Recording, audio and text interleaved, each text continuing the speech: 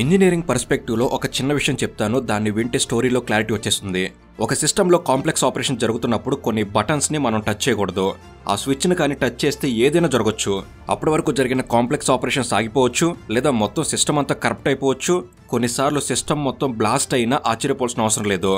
మరి అంత dangerous switch ఎందుకు అక్కడ ఉంది అంటే, ఆ స్విచ్ అక్కడ ఉండడానికి ఒక సపరేట్ పర్పస్ అనేది ఉంది, కాబట్టే ఆ స్విచ్ అక్కడ ఉంది. ఆపరేషన్ సిస్టమ్ స్విచ్ అని ఇదేదో చెప్తున్నట్టు అనిపిస్తుంది కదా, అక్కడికే వస్తున్నా. ట్రంప్ అనే పిచ్చోడు ఇప్పుడు ఇలాంటి స్విచ్ని ప్రెస్ చేయబోతున్నాడు. ప్రపంచం అనేది ఒక కాంప్లెక్స్ సిస్టమ్ అనుకుంటే న్యూక్లియర్ వెపన్స్ని డేంజరస్ స్విచ్గా భావించాలి. ప్రపంచంలో ప్రతి దేశం వద్ద న్యూక్లియర్ వెపన్స్ లేవు, కానీ ఇప్పటి వరకు ఉన్న న్యూక్లియర్ వెపన్స్ని కానీ ఉపయోగంలోకి వస్తే మొత్తం ప్రపంచమే అంతమవుతుంది అనే అంచనాలున్నాయి. ప్రపంచానికి న్యూక్లియర్ వెపన్ని పరిచయం చేసిందే అమెరికా, కానీ 33 ఏళ్లుగా అమెరికా న్యూక్లియర్ టెస్టులు చేయలేదు. దాంతో చాలా కాలంగా అమెరికన్ న్యూక్లియర్ వెపన్స్ ఐడియల్గా పడున్నాయి. అలా గత 33 ఏళ్లుగా చలనం లేకుండా పడి ఉన్న న్యూక్లియర్ వెపన్స్ని యాక్టివేట్ చేసేలా న్యూక్లియర్ టెస్టులను కండక్ట్ చేయాలని ట్రంప్ ఇప్పుడు ఆదేశాలు ఇచ్చాడు. కాబట్టి దేన్నైతే టచ్ చేయకూడదో ట్రంప్ ఇప్పుడు దాన్నే టచ్ చేసే డెసిషన్ తీసుకున్నాడు. దాంతో ఒక్కసారిగా ప్రపంచమంతా అమెరికా తీసుకున్న నిర్ణయానికి ఉలిక్కిపడింది. దాంతో న్యూక్లియర్ ఆర్మ్ రేస్ మరోసారి మొదలైందనే అభిప్రాయం వినిపిస్తుంది. ట్రంప్ తీసుకున్న నిర్ణయం కాస్త అటు ఇటు అయినా ప్రపంచ దేశాల మధ్య ఉద్రిక్తతల్ని పెంచేలా చేసిన జరగబోయే దారుణాల్ని ఎవరూ ఊహించలేరు. ఏదైనా జరగచ్చు. వీడియో స్టార్టింగ్లో చెప్పిన స్టోరీతో రిలేట్ చేసి చూస్తే కాన్సిక్వెన్సెస్ ఎలా ఉండబోతున్నాయో మీకు అర్థమవుతుంది.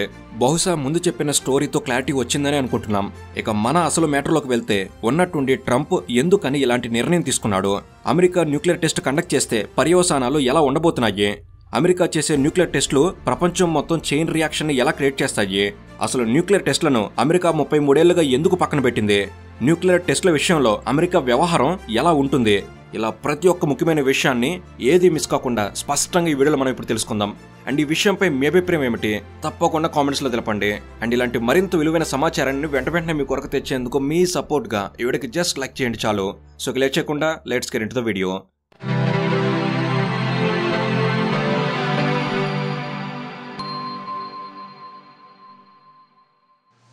వరల్డ్ వైడ్గా జరుగుతున్న కొన్ని పరిణామాలను గమనిస్తే ప్రపంచ దేశాల మధ్య భారీ అణు ఆయుధ పోటీ అనగా న్యూక్లియర్ ఆర్మ్ రేస్ మొదలైనట్టు అనిపిస్తుంది. 1945లో అమెరికా మొట్టమొదటిసారిగా న్యూక్లియర్ ఎక్స్ప్లోజన్ని టెస్ట్ చేసింది. ఆ తర్వాత 2 న్యూక్లియర్ వెపన్స్ని జపాన్ మీద ప్రయోగిస్తే ఆనాడు అమెరికా సృష్టించిన భారీ విధ్వంసం ఇప్పటికీ తలుచుకుంటే వెన్నులో వణుకు పుట్టాల్సిందే. న్యూక్లియర్ వెపన్స్ ఎంత ప్రమాదకరమో ఆనాడు అందరికీ అర్థమైంది. కానీ అగ్రరాజ్యాల పాయింట్ ఆఫ్ వ్యూ వేరుగా ఉంటుంది. ఇలాంటి పవర్ఫుల్ బాంబు మన వద్ద ఎందుకు ఉండకూడదు అని ఆలోచించాయి. అలా ప్రపంచవ్యాప్తంగా న్యూక్లియర్ రేస్ మొదలైంది. అమెరికా తర్వాత Russia, China, France, UK, India, Pakistan, Israel, North Korea ఇలా 9 దేశాలు న్యూక్లియర్ వెపన్స్ని తయారు చేశాయి. న్యూక్లియర్ వెపన్స్ని అవసరానికి మించి ప్రొడ్యూస్ చేస్తూ ఆయా దేశాలు న్యూక్లియర్ రేస్ని మరింతగా పెంచేశారు. అమెరికా వద్ద 5044 న్యూక్లియర్ వెపన్స్ ఉంటే రష్యా వద్ద 5880 న్యూక్లియర్ వెపన్స్ ఉన్నాయి. ఈ 2 అగ్రరాజ్యాలు కోల్డ్ వార్ పీరియడ్లోనే పోటీపడి మరీ భారీగా న్యూక్లియర్ వెపన్స్ ప్రొడ్యూస్ చేశాయి. కానీ ఎప్పుడైతే న్యూక్లియర్ రీసెర్చ్ అనేది డేంజరస్ టర్న్ తీసుకుంటుంది అని తెలిసిందో ప్రపంచ దేశాలు ఒక్కసారిగా అప్రమత్తం అయ్యాయి. 1996లో ప్రపంచ దేశాల మధ్య comprehensive nuclear test ban treaty అనే న్యూక్లియర్ టెస్టులను బ్యాన్ చేసే ఒక ఒప్పందం జరిగింది. ప్రపంచంలో 180 దేశాలు ఈ ట్రీటీ మీద సంతకం చేశాయి. దీనికన్నా ముందు 1968లోనే ప్రపంచ దేశాల మధ్య న్యూక్లియర్ రీసెర్చ్ని కంట్రోల్ చేసేలా non proliferation of nuclear weapons treaty జరిగింది. దీనినే ఎన్పిటి అని అంటారు. ఎన్పిటి, సిటిబిటి ఇలాంటివన్నీ కేవలం డెవలపింగ్ కంట్రీస్ని కంట్రోల్ చేయడానికి ఉపయోగపడ్డాయి. కానీ అగ్రరాజ్యాలు మాత్రం ఈ ఒప్పందాలకి కట్టుబడి లేవు. నిజానికి ఈ ఒప్పందాలు తయారు చేయడం వెనక ముఖ్య పాత్ర పోషించింది కూడా సూపర్ పవర్ కంట్రీలే. అమెరికా సిటిబిటి మీద సంతకం చేసింది కానీ ఈ ఒప్పందాన్ని అఫీషియల్గా రాటిఫై చేయలేదు. ఇక ఇండియా సిటిబిటి మీద అసలు సంతకమే చేయలేదు. ఇండియా సిటిబిటి అగ్రిమెంట్ మీద ఎందుకు సంతకం చేయలేదో ముందు అర్థమవుతుంది. అయితే న్యూక్లియర్ టెక్నాలజీలో అమెరికా సూపర్ పవర్గా ఎమర్జ్ అయినా కూడా 1992 నుంచి ఇప్పటి వరకు అమెరికా ఫిజికల్ న్యూక్లియర్ టెస్టులు చేసింది. ఫిజికల్ న్యూక్లియర్ టెస్టులనే టెక్నికల్ లాంగ్వేజ్లో సబ్ క్రిటికల్ టెస్టులు అని అంటారు. కానీ ఒకానొక సమయంలో అమెరికా భారీగా సబ్ క్రిటికల్ టెస్టులు జరిపి న్యూక్లియర్ డివైజ్లను టెస్ట్ చేసింది. న్యూక్లియర్ వెపన్స్ గురించి అమెరికా గురించి మాట్లాడుకోవాల్సి వస్తే హిరోషిమా, నాగసాకి అనే జపనీస్ సిటీస్ గురించి మాట్లాడుకుంటున్నాం. కానీ న్యూక్లియర్ రీసెర్చ్ పేరుతో అమెరికా చాలా విధ్వంసం సృష్టించింది. దీనికి ఉదాహరణ మార్షల్ ఐలాండ్స్.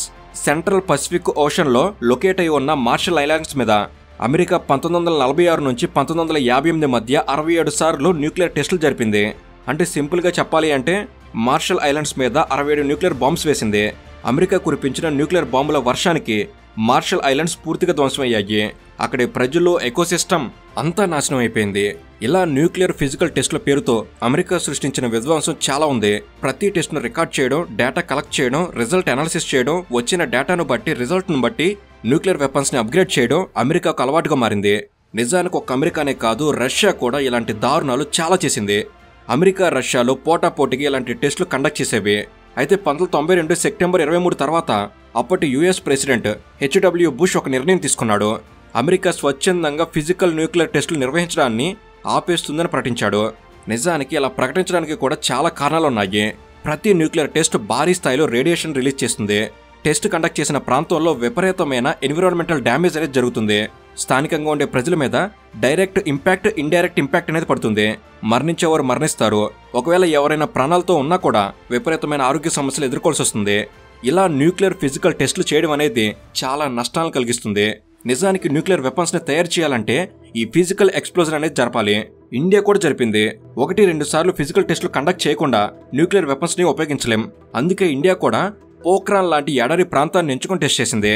కానీ అమెరికా అనుదాహం మరీ విపరీతమైపోవడం వల్ల విచ్చలవిడిగా ఫిజికల్ న్యూక్లియర్ టెస్టులు జరిపింది.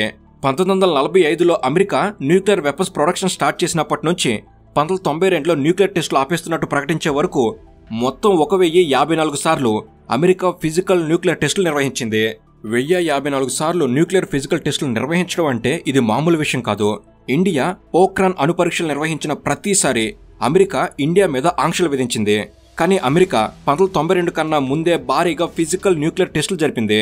1992 తర్వాత కానీ ఫిజికల్ న్యూక్లియర్ టెస్టులను పక్కన పెట్టింది. అమెరికా దేన్నైనా పక్కన పెట్టింది అంటే దాన్ని ఖచ్చితంగా అనుమానించాల్సిందే. అనుదాహం తీరే వరకు అమెరికా ఫిజికల్ న్యూక్లియర్ టెస్టులను కండక్ట్ చేసింది.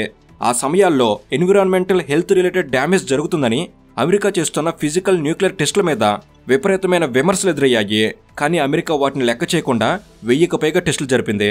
1000కి పైగా ఫిజికల్ న్యూక్లియర్ ఎక్స్పోజన్స్ జరపడం వల్ల అమెరికా న్యూక్లియర్ వెపన్స్ కి సంబంధించిన డీప్ అండ్ డీటెయిల్ ఇన్ఫర్మేషన్ ని, డేటాను కలెక్ట్ చేసింది. ప్రతి టెస్ట్ రిజల్ట్ ని ప్రాపర్ గా రికార్డ్ చేసింది. ఇలా న్యూక్లియర్ వెపన్స్ కి సంబంధించిన కంప్లీట్ డేటాతో డీటెయిల్ ఇన్ఫర్మేషన్ ని అమెరికా కలెక్ట్ చేసింది. ఇలా సరిపడా డేటా, ఇన్ఫర్మేషన్ లభించిన తర్వాత గానీ అమెరికా ఫిజికల్ టెస్టులు చేయడం పక్కన పెట్టింది. అయితే భారీగా ఫిజికల్ న్యూక్లియర్ టెస్టులు నిర్వహించి కలెక్ట్ చేసిన డేటాతో, ఇన్ఫర్మేషన్తో అమెరికా ఏం చేస్తుంది అని అనుమానం వస్తుంది కదా, అదే చెప్పబోతున్నాం. అయితే అమెరికా ఎన్నాళ్ళు ఫిజికల్ న్యూక్లియర్ టెస్టులు ఆపేసింది అనేది నిజమే. కానీ న్యూక్లియర్ టెస్టులను పూర్తిగా పక్కన పెట్టిందా అంటే కాదు అనే చెప్పాలి. ఇన్నాళ్ళు ఫిజికల్గా సబ్ క్రిటికల్ టెస్టులు జరపడం వల్ల లభించిన డేటాతో అమెరికా కంప్యూటర్ మోడలింగ్ టెస్టులు, సిమ్యులేషన్ టెస్టులు చేయడం మొదలుపెట్టింది. అంటే అమెరికా గతంలో 1000కి పైగా వేరువేరు న్యూక్లియర్ డివైసెస్ని సబ్ క్రిటికల్ వేలో టెస్ట్ చేసింది.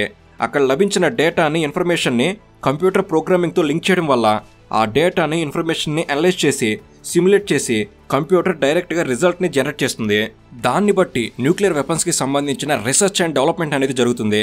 దీన్నే కంప్యూటర్ మోడలింగ్, కంప్యూటర్ సిమ్యులేషన్ అని అంటారు. ఇలా కంప్యూటర్ మోడలింగ్కి అవసరమైనంత ఇన్ఫర్మేషన్ అండ్ డేటా వచ్చే వరకు అమెరికా గతంలో సబ్ క్రిటికల్ టెస్టులు చేసింది. ఎప్పుడైతే సఫిషియెంట్ డేటా, ఇనఫ్ ఇన్ఫర్మేషన్ వచ్చిందో అప్పుడు అమెరికాకు ప్రజల ఆరోగ్యం, పాడవుతున్న పర్యావరణం ఇవన్నీ గుర్తుకొచ్చాయి. దాంతో 1992లో అమెరికా సబ్ క్రిటికల్ టెస్టులు పక్కన పెట్టింది. కాబట్టి నిజంగా అమెరికా ప్రపంచం మీద కన్సర్న్తో న్యూక్లియర్ టెస్టులు ఏం పక్కన పెట్టలేదు. న్యూక్లియర్ రీసెర్చ్ అండ్ డెవలప్మెంట్కి అవసరమైన కంప్యూటర్ మోడలింగ్ టెస్టులు జరిపేందుకు కావాల్సిన డేటా అండ్ ఇన్ఫర్మేషన్ కలెక్ట్ చేసిన తర్వాతే అమెరికా ఈ సబ్ క్రిటికల్ టెస్టులను పక్కన పెట్టింది. ఆ తర్వాత CTBT అనే ఒప్పందాన్ని ప్రపోజ్ చేసింది. CTBTలో ఏ దేశమైనా సంతకం పెడితే ఆ దేశం సబ్ క్రిటికల్ టెస్టులు చేయడానికి అవకాశం ఉండదు. ఇక్కడ కంప్యూటర్ సిమ్యులేషన్ ప్రాసెస్ని డెవలప్ చేసుకోవడం వల్ల అమెరికాకు ఇక సబ్ క్రిటికల్ టెస్టులు చేయాల్సిన అవసరం లేదు. కాబట్టే అమెరికా CTBT మీద సంతకం పెట్టింది. CTBTని ప్రపంచ దేశాల ముందు పెట్టడం, ఇతర దేశాలు న్యూక్లియర్ సూపర్ పవర్గా మారకుండా చేసే ప్రయత్నం అమెరికా చేసింది. న్యూక్లియర్ టెక్నాలజీలో అమెరికా వ్యవహారం ఎలా ఉంటుందంటే 1000 ఎలుకలను తిన్న పిల్లి కాశీ తీర్థయాత్రకు బయలుదేరింది అనే సామెతలాగా ఉంటుంది. అంటే అమెరికా 1992 కన్నా ముందే న్యూక్లియర్ టెక్నాలజీలో చేయాల్సిన దరిద్రాలన్నీ చేసి న్యూక్లియర్ రీసెర్చ్ అండ్ డెవలప్మెంట్లో పైచేయి సాధించి సబ్ క్రిటికల్ టెస్టులు చేయాల్సిన అవసరం లేదు అనుకున్న టైంలో ఫైనల్గా కాంప్రహెన్సివ్ టెస్ట్ బ్యాన్ ట్రీటీని అనగా CTBTని ప్రపంచం ముందు పెట్టింది. అందుకే అమెరికా ప్రపోజ్ చేసినా కూడా ఇండియా 1996లో CTBT మీద సంతకం పెట్టలేదు. ఇక 1990లోనే రష్యా కూడా సబ్ క్రిటికల్ టెస్టులు పక్కన పెట్టింది. ఇక చైనా 1996లో సబ్ క్రిటికల్ టెస్టులు చేయడం ఆపేసింది. ఇలా ప్రపంచ దేశాలు న్యూక్లియర్ సబ్ క్రిటికల్ టెస్టులు పక్కన పెట్టేశాయి. 21st సెంచరీలో నార్త్ కొరియా తప్ప మరే దేశం న్యూక్లియర్ టెస్టులు జరపలేదు. అయితే 1992లో 33 ఏళ్ల క్రితం అమెరికా ఏవైతే సబ్ క్రిటికల్ టెస్టులు బ్యాన్ చేసిందో ఇప్పుడు ఆ టెస్టులు మళ్లీ మొదలు పెట్టాలని ట్రంప్ ఆదేశాలు ఇచ్చాడు. అక్టోబర్ 30న ట్రంప్ ట్రూత్ సోషల్లో చేసిన ఒక పోస్ట్ మొత్తం ప్రపంచాన్ని బయట పెట్టేలా తయారైంది. అన్ని దేశాల కన్నా అమెరికా వద్ద ఎక్కువ న్యూక్లియర్ వెపన్స్ ఉన్నాయి. వాటన్నిటిని నా ఫస్ట్ టర్మ్లోనే అప్డేట్ చేసి పెట్టాం. న్యూక్లియర్ వెపన్స్ నుంచి వచ్చే భారీ విశ్వాసం వల్ల నేను న్యూక్లియర్ వెపన్స్ని టెస్ట్ చేయడానికి ఇష్టపడలేదు. కానీ మరో చాయిస్ లేదు. న్యూక్లియర్ వెపన్స్లో 2వ స్థానంలో ఉన్న రష్యా, 3వ స్థానంలో ఉన్న చైనాలు వచ్చే 5 ఏళ్లలో మరింత బలపడబోతున్నాయి. వేరే దేశాలు న్యూక్లియర్ టెస్టింగ్ ప్రోగ్రాంను జరుపుతుండడంతో ఆయా దేశాలకు సమానంగా అమెరికా కూడా న్యూక్లియర్ వెపన్స్ టెస్ట్ చేయాలని డిపార్ట్మెంట్ ఆఫ్ వార్కి నేను కూడా ఆదేశాలు ఇచ్చాను. ఆ ప్రాసెస్ ఇమీడియట్గా మొదలవుతుంది అని ట్రంప్ పోస్ట్ చేశాడు. నిజానికి కొంతకాలంగా రష్యా విపరీతంగా న్యూక్లియర్ వెపన్స్ని టెస్ట్ చేస్తూ వస్తుంది. గత కొన్ని రోజులుగా Russia 3 different types of nuclear weapons launch చేసింది. ముందుగా రష్యా క్రూజ్ మిసైల్స్ని టెస్ట్ చేసింది. దాంతోపాటు పొసైడన్ అండర్ వాటర్ న్యూక్లియర్ వెపన్ కూడా టెస్ట్ చేసింది. తర్వాత రష్యా ఏకంగా ఖబరోస్క్ అనే న్యూక్లియర్ టార్ఫీడ్లు క్యారీ చేసే భారీ సబ్మెరైన్ లాంచ్ చేసింది. ఇలా నవంబర్ 4న రష్యా తయారు చేసిన న్యూక్లియర్ సబ్మెరైన్ని పుతిన్ ప్రారంభించాడు. ఇవన్నీ కూడా కన్వెన్షనల్ న్యూక్లియర్ వెపన్స్ ఎంతమాత్రం కానే కావు. రష్యా ప్రయోగించిన పోసైడ్ అండర్ వాటర్ న్యూక్లియర్ వెపన్ వల్ల రేడియో యాక్టివ్ వలన సునామీని కూడా సృష్టించవచ్చు. నీటిలో గంటకి 180 కిలోమీటర్ల వేగంతో ఈ వెపన్ ట్రావెల్ చేస్తుంది. పొసైడన్ అండర్ వాటర్ న్యూక్లియర్ వెపన్స్ని క్యారీ చేయడానికి స్పెషల్గా ఖబరోస్క్ అనే సబ్మెరైన్ డిజైన్ చేశారు. ఇలా రష్యా ఐడియల్గా ఉండాల్సిన న్యూక్లియర్ వెపన్స్ని అండర్ వాటర్ న్యూక్లియర్ వెపన్స్గా మార్చి ఈ వెపన్స్ క్యారీ చేయడానికి ఒక అడ్వాన్స్ సబ్మెరైన్ తయారు చేసి దాంట్లో లోడ్ చేసి పెట్టింది. ఇక చైనా కూడా తన వద్ద ఉన్న న్యూక్లియర్ వెపన్ నెంబర్ని ఇంక్రీజ్ చేస్తూ వస్తుంది. 2020లో చైనా వద్ద 300 న్యూక్లియర్ వార్ హెడ్స్ ఉంటే ఇప్పుడు 2025లో ఈ నెంబర్ 500 దాటింది. అలా రష్యా కొత్త వెపన్స్ లాంచ్ చేస్తుంటే చైనా తన న్యూక్లియర్ స్ట్రెంగ్త్ని పెంచుకుంటూ వెళ్తుంది. కాబట్టి ట్రంప్ ఈ 2 దేశాలకు కౌంటర్గా ఫిజికల్గా న్యూక్లియర్ టెస్టులు మళ్లీ స్టార్ట్ చేయాలని ఆర్డర్ ఇచ్చాడు. ఇలా ఒక్కసారిగా సూపర్ పవర్స్ మధ్య న్యూక్లియర్ ఆర్మ్ రేస్ అనేది స్టార్ట్ అయిపోయింది. American president Donald Trump order ఇచ్చిన వెంటనే చైనా కౌంటర్ ఇవ్వడం స్టార్ట్ చేసింది. మరోవైపు పుతిన్ ట్రంప్ డెసిషన్ మీద రెస్పాండ్ కాకపోయినా ఖబరోస్కోని లాంచ్ చేసి అమెరికాకు వార్నింగ్ సిగ్నల్ పంపించాడు. ట్రంప్ కానీ న్యూక్లియర్ టెస్టులు స్టార్ట్ చేస్తే కౌంటర్గా రష్యా కూడా న్యూక్లియర్ టెస్టులు స్టార్ట్ చేస్తుంది. ఒకవేళ రష్యా న్యూక్లియర్ టెస్టులు మొదలు పెడితే చైనా కూడా అదే పనిచేస్తుంది. ఇక చైనా న్యూక్లియర్ వెపన్స్ టెస్ట్ చేసిందంటే ఇండియా జాగ్రత్త పడే ప్రయత్నం మొదలు పెడుతుంది. ఇండియా ఎప్పుడైతే అప్రమత్తం అవుతుందో వెంటనే పాకిస్తాన్ న్యూక్లియర్ టెస్టులు స్టార్ట్ చేస్తుంది. ఇక ట్రంప్ చేయబోతున్న న్యూక్లియర్ టెస్టులు ఒక చైన్ రియాక్షన్ లాగా ఒక్కో దేశాన్ని ఈ న్యూక్లియర్ టెస్టుల వైపు ఆకర్షించబోతున్నాయి అనే అనుమానాలు, అభిప్రాయాలు మొదలయ్యాయి. కాబట్టి ఈ మొత్తం ఉద్రిక్తతలో ఏమాత్రం అటు ఇటు అయినా ప్రపంచం భారీ అణు యుద్ధాన్ని ఎదుర్కొనే అవకాశం కూడా ఉంది. కానీ ఇన్నాళ్ళు ఫాలో అవుతూ వచ్చిన non proliferation of nuclear weapons treaty కావచ్చు, లేదా కాంప్రహెన్సివ్ టెస్ట్ బ్యాన్ ట్రీటీ కావచ్చు, ఇవన్నీ మీనింగ్లెస్ అయిపోతాయి. ప్రపంచవ్యాప్తంగా ఒక భారీ అణ్వాయుధ పోటీ అనేది మొదలు కాబోతుంది. అగ్రరాజ్యాలు ఇదే రకమైన ధోరణి కొనసాగిస్తే భవిష్యత్తులో భారీ అణువిధ్వంసానికి దారితీసినా ఆశ్చర్యపోవాల్సిన అవసరం లేదు. అయితే ఇవన్నీ అణ్వాయుధాలను అమ్ముకోవడం కోసం అగ్రరాజ్యాలు ఆడుతున్న కుట్రలు అనే అభిప్రాయం వినిపిస్తుంది. ఈ అభిప్రాయాన్ని కూడా కొట్టిపారేలేం. ఎందుకంటే గతంలో యుద్ధాలు గెలిచేందుకు ఆయుధాలు సృష్టించారు. ఇప్పుడు ఆ ఆయుధాలను అమ్ముకోవడానికి యుద్ధాలు సృష్టిస్తున్నారు. ఇదే తేడా. సో ఈ విషయంపై మీ అభిప్రాయం ఏమిటి? తప్పకుండా కామెంట్స్లో పంచుకోండి. అండ్ ఇలాంటి మరింత విలువైన సమాచారాన్ని ఇక నుంచి వెంటనే మీ కొరకు తీసుకురాబోతున్నాం. ప్రతి ఒక్కటి మీ వరకు చేరేందుకు తప్పకుండా మన తెలుగు నాలెడ్జ్ ఫ్యామిలీలో మీరు భాగం కండి. Thank you for watching. Have a good day.